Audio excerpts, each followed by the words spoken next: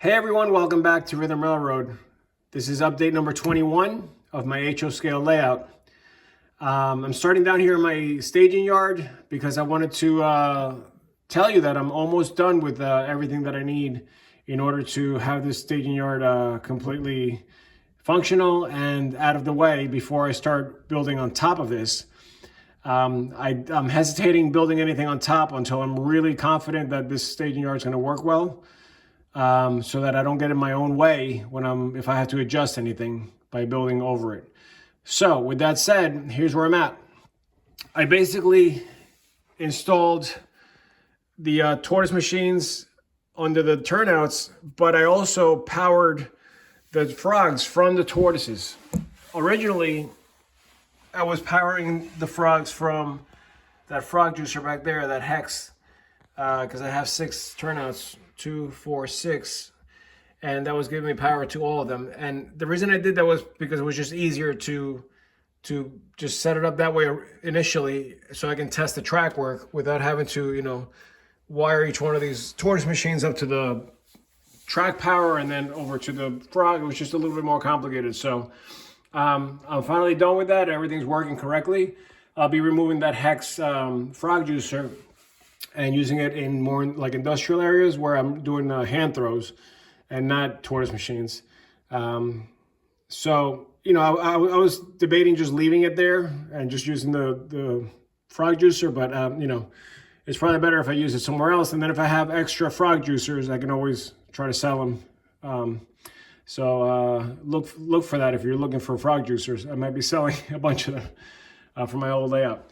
Anyways, going back to this. So yeah, I have my block detection set up. The only thing I have to do now, speaking of block detection, so I have the entire yard basically split into 4 tracks for arrival and 4 tracks for departure over here on this side. But also I have this section split from this section. So it's really 8 sections of detection that I'm using here, which required a lot of wiring. That's why when I was under the bench work, you saw so many wires. Each one of these tracks needs to get a detection wire. So that's 1, 2, 3, 4, 5, 6, 7, 8. And then there's got to be a common, that's a 9th wire that has to be hooked up for this zone. And then obviously you have to, throw feeders down. So right now that's what I'm up to. I'm basically done with all the feeders here and up to the end of this platform here. This I'm not gonna do because I don't want any wires hanging there, since that's my access point. I don't want to get caught. I don't want to rip it out or whatever.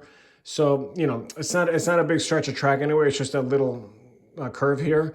Then I have feeders on the other side that are the second half of the block detection with several wires. I have to put those feeders in. That's what I'm up to right now. And back in that corner. But all these are done here, and it's detecting very well.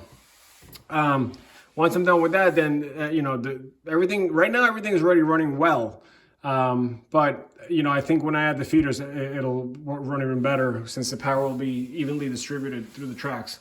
The other thing I want to do is add cameras. So I already ordered it's like a cheap surveillance camera type thing that you can project onto a TV. But it comes with 8 cameras. So I'll have 8 viewpoints of the yard. And the reason I want to do that now is because, again, once I start putting things on top and I start kind of closing myself in, I want to make sure that difficult stuff to install is already in. I have access points to everything from all angles. But I want to make sure that it's not anything, if I'm going to adjust anything, it's minimal, or it's just a car that derailed or something like that. So I'm looking to do camera angles in every direction. So basically one pointing this way so I can see what's coming out and what's arriving in this direction. One in that back corner. Since there's a curve here, I want to do one facing this way. I want to put one over there so you can see the circle. I also want to put one up higher for the helix, or maybe 2. So, I need a lot of cameras, and that's why I ordered the 8 set, which should be arriving soon. So I'll be getting on that as soon as possible. My lighting is up, but it's not, permanent. I got to tweak everything because it's just kind of laying there in the holes. So I want to make it look neater and cleaner. But it does throw enough light for me to function down here. And either way, all of this is going to be blocked at some point. I'm looking to do my fascia, my fascia board like this with a piano hinge all the way across, so that I can flip this up like this and have access to it. And then when I'm not using it, flip it down, put some magnets here so it just locks into place. And yes, there'll be some seams here and there, you know, like I'm going to make a corner section there. So the, you know, the flat part is what opens up, and there'll be another corner section here for that, but that's, you know, that's for later. Another camera that I'm going to be using is right there, so that I can see, you know, the train that's about to come out and the ones that's arriving. This is a double track here for the, you know, for the arrivals and for the departures. One other thing I want to do is add some spacers, you know, away from the sub road bed, so I can put plexiglass all the way across. Because even though I haven't had any problems, it does help to have that extra protection, and especially because the skirt of the layout is going to be here, so you're not going to be able to see any of that. So if something's going wrong in there and you can't detect it because you can't see it, I don't want anything hitting the floor, especially like auto racks and locomotives. So that's basically what's happening in staging. I'm excited to know that I can stack 2 long trains, about 25 to 30 cars comfortably on either side. So it basically doubles the amount of trains that can be, you know, set off from staging, which is points south of Schenectady. And if they're shorter trains like this, I could probably even squeeze 2 or 3 in each side of the staging yard. So that's a lot of trains for a small operation. So I'm excited about that. Okay, moving on. So what I've been doing up here is basically, the second level was missing a bunch of feeder wires, so I finally finished all of them. And the way, I don't know how you guys do your feeders, but the way I do it is basically every time there's a connection on a, you know, a flex track point, that's where I'm throwing feeders down. So it's like basically every 3 feet, there's feeders, which I think is plenty. It's probably overkill, but I'd rather have too much than not enough. So all of these are done, which is, you know, 2 sets of tracks. So that was a pain in the butt to get all done. And also I started doing the signaling here, which I think I mentioned in my last update. But the one thing that was posted on one of the comments, which I really appreciate, by the way, is that instead of like running everything from here, meaning having like a few SC8Cs here and then running all the wires out of here, what I could do is use that one SC8C, try to get all the signals that I need from this area into that SC8C, then have another one for the other room, and then another one for the other room. So basically with 3, I could separate that stuff, and then all I got to do is run power to the SC8C and a Logonet cable, obviously, but that's easier to do than running 10 wires every time I have a signal, you know. It's just a lot of wires. Plus they're flat and they're a little awkward to work with, so you got to like feed them through in a weird way, and they kind of hang weird and, you know, all that stuff. So I appreciate all of that input. It's just going to make things a little neater. So, okay, so that's let's move on here. The only thing happening in this room, well, there's a few things happening. The second level, I finally installed this permanently. I use really long, almost like anchoring screws. These things are like, you know, awesome. And as soon as I put the first one in, I could see the whole thing just grab, because what's happening is it's going through the wood. It's going through the cleat here. It's going through the entire, you know, section of homostoid, and then it's grabbing the wood on the other side. So it's like sandwiching. Everything's like super tight and it's really good. So even though it looks like it's just hanging there, it is very solid. And I also have the, you know, the clean brackets there. So when I put my backdrop, it's not, I don't have those 45-degree angle things kind of getting in the way. I could go all the way up with my backdrop and not have things hanging down, which is not the case on the other side. I had to use a different method. I'm a little bummed about that, but whatever. So yeah, so basically all of this pink area here is going to be industrial, with the siding here and the main on that side, and all the industries are going to be fed off the siding here on this area. So that's new. I also started working on my CSX double main line. So as you can see, this is where the CSX is going through. I'm gonna have a crossover here. So I already installed this turnout. I just got to get another number 6 right-hand turn, which I don't know why nobody has them. It's like there's a bunch of lefts out there, but no rights. I've been searching for a while now, and they're in back order. So yeah, the double main line for CSX is going to go up and over.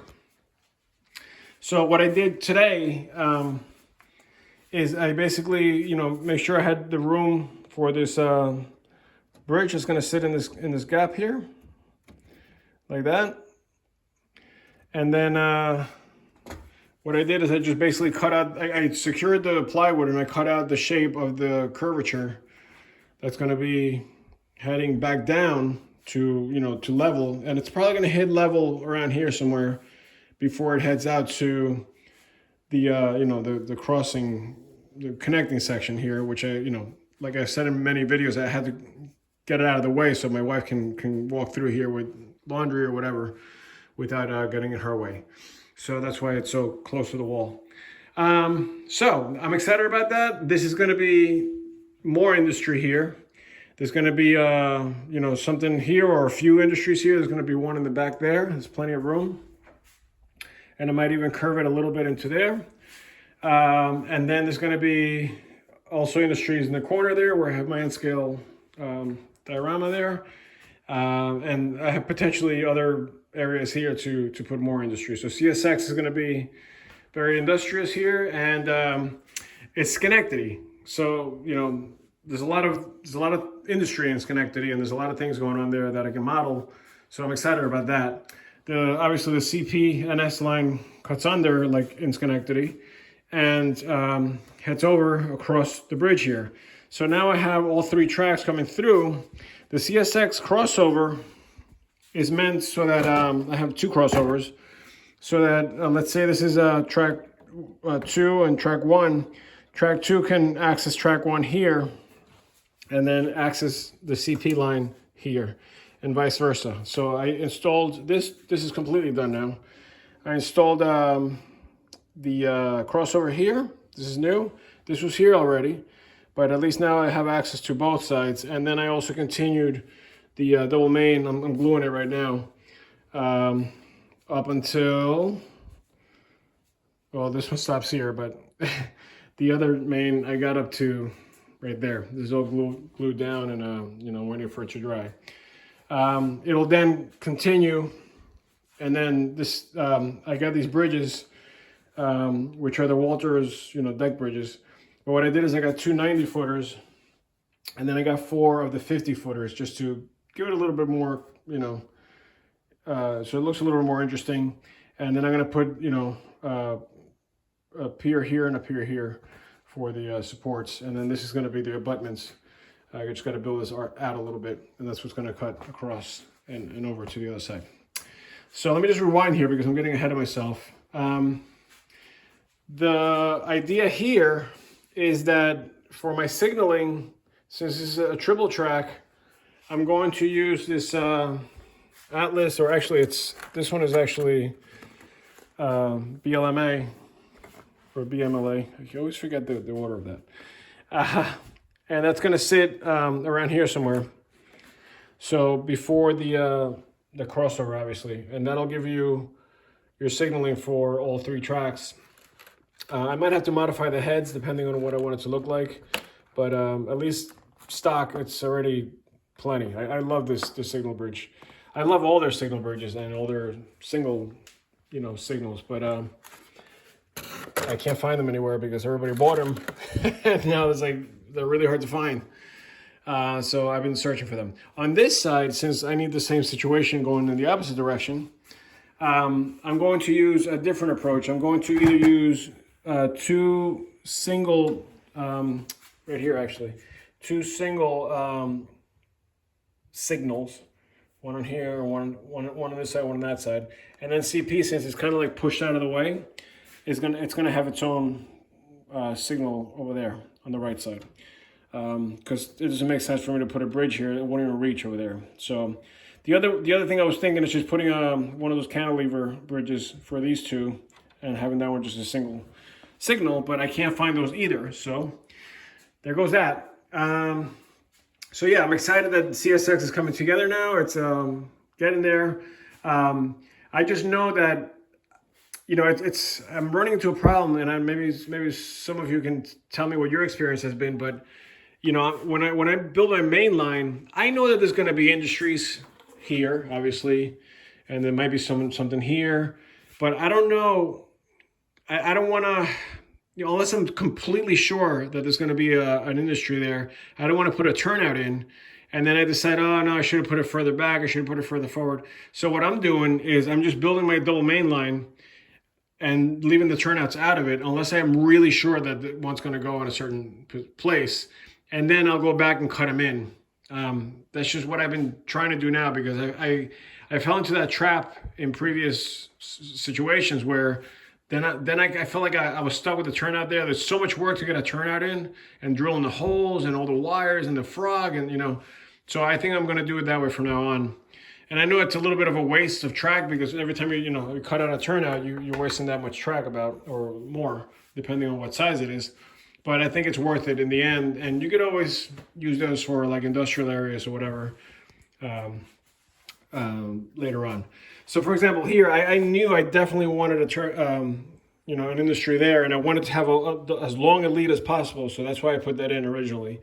And I have some situations up on the second level where I knew I wanted to turn out exactly there, so I put them in. But you know, that's not going anywhere. That's going to stay. But for this, you know, I'm not going to see it until I have trains running through it, and I have the structures, and I can see, you know, where it's going to land, so that I can get the right angle for the turnout. I mean, that just makes sense to me.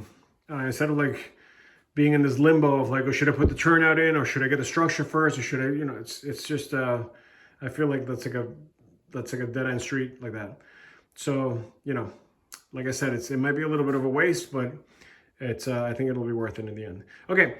Moving on. This, I think I already showed everybody the river scene here. I'm assuming this would be the Hudson. So, you know, the area I'm modeling has a lot of situations where you're either next to the Hudson or going over the Hudson. So I don't know if this is realistic or not, but who cares? It's my layout. So I'm going to do it this way. And I like water scenes, so I wanted a nice big river coming through here. And I think that's going to look very cool once it's all done. One thing I'm trying to avoid, though, is, see, I'm already kind of like ahead of myself here. I got to get some kind of backdrop back there, so that's already going to be a pain. I mean, I do have access from the back to put it in, but I want to make sure I don't close myself in by putting the track, you know, too much track, and then I can't put the water in. It's just going to be a lot to work around. So I'm trying to get most of the scenery done soon, so that then I can put the track and kind of, you know, do it in that order, and I think it'll be better. Then moving along here, I was able to get more progress on the mountain here. I put more plaster cloth up. This is looking great. I'm loving this. I'm assuming this would be like red rocks around there, even though it's not really in this area, but you know, it's a really cool thing, and I wanted it anyway because I wanted to hide the helix behind the mountain. So there was no choice anyway. So whether it exists or not, it's going to be there, and whether that tunnel exists or not, it's going to be there. But everything is beautiful, and this is a great photo op here. I mean, between the bridge and the S curve and the mountain, it's just a really cool place to take pictures here. So I'm psyched about that. Plus, it's going to be a crossing. So the mountain's going to go like this, and then it's going to start shrinking. And there's a road that's going to creep out from behind the mountain, and it's going to cross here. So there'll be a crossing here. Then the road's going to dip down slowly. It's going to go in this direction. Sorry about that. And then it's going to cut across like that. under the bridge.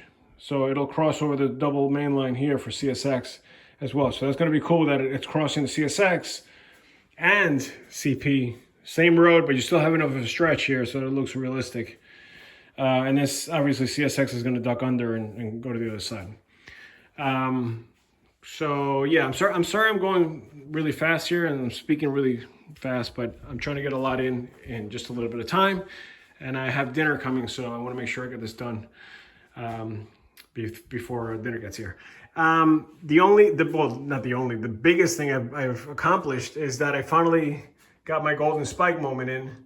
And I posted a video about that and a full run from top to bottom and bottom to top, both ways. So this is the connecting point for my return loop, basically. And my return loop is basically a giant perimeter run. So it goes through here, all the way across.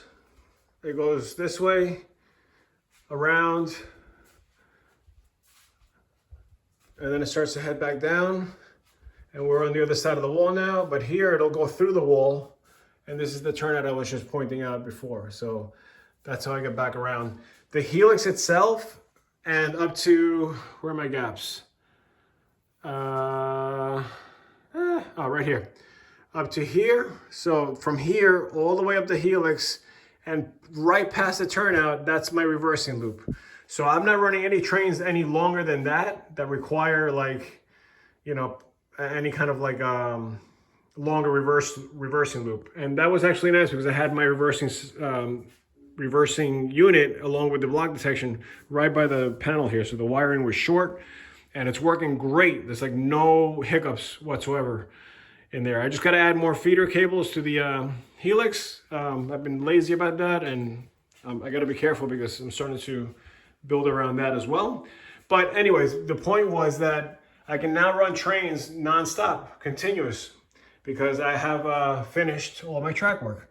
So all of that is done.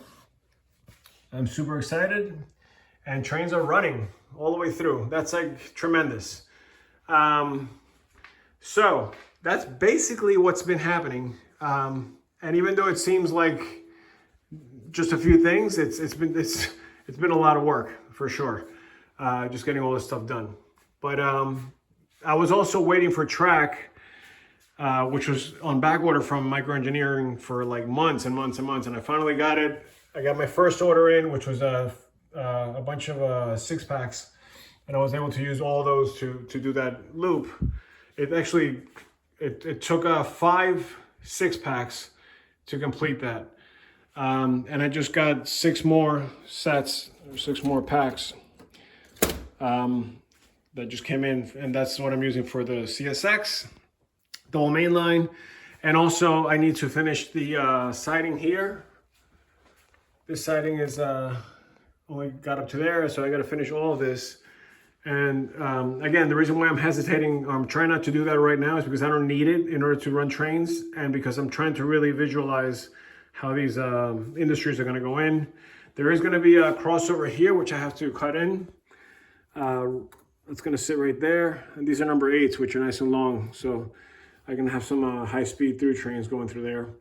And it'll cut through because this line is going to be the one that I'm using to kind of do my switching.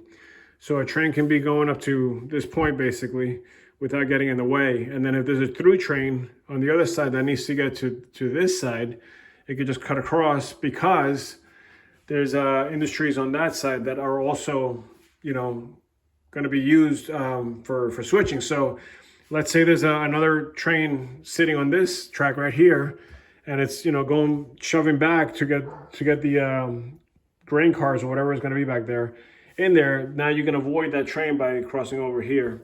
So that's my thinking behind that. And that's basically it. I'm going to be getting a TV right here. That's going to be for my cameras or whatever.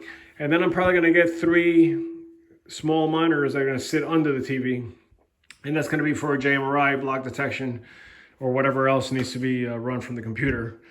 I was going to try to do everything on the TV, but it's too much information for one screen. So I think it'll be better if I just run the separate computer monitors, which are cheap. These things are like 50 bucks.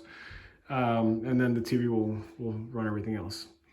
So I'm gonna wrap it up there. I think I got everything that I needed to show you guys in. And the next one that I do will probably be more signaling, definitely more CSX mainline, and maybe I'll have finished my staging with some camera work. And the sighting, you know, that's low on my priority list right now, but we'll see how it goes. All right, thanks for watching. Take care.